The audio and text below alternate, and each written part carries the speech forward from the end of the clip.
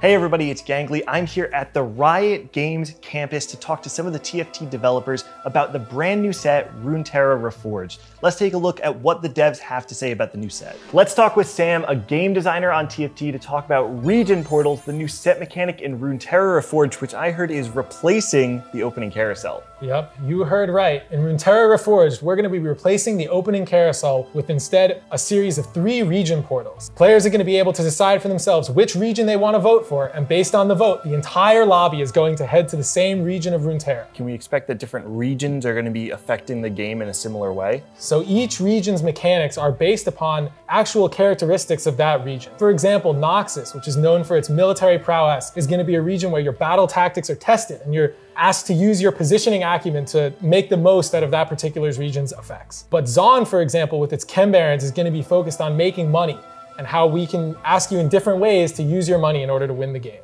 You can experience region portals for yourself in Runeterra Reforged when it goes live in patch 13.12.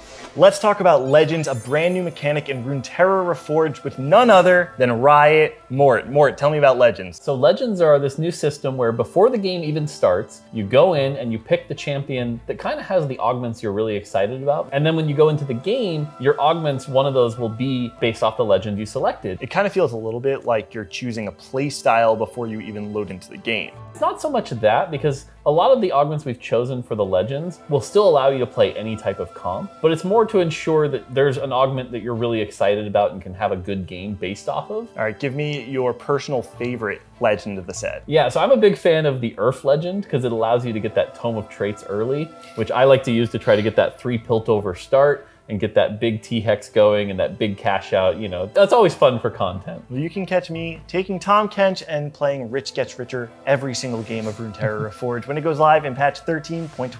Runeterra Reforged is bringing new mechanics, new units, and obviously a brand new set of traits to TFT. So I'm sitting down with Isaac, the lead VFX designer in TFT. So I want to hear first about the new economy trait, Piltover. Piltover is a very exciting trait. It's going to be different from our standard econ traits that we've done in the past, and it's going to be actually focusing on getting a stronger board over time. For you Legend of Runeterra fans, we took T-Hex and brought it into TFT. The cool thing about T-Hex is that you can actually choose at any time to sell the unit, making it our econ unit, or you can invest them till the end. Out of all the traits that you're bringing into Runeterra Reforged, what are your favorites? Easily, it's gotta be Yordle. I mean, they're super cute.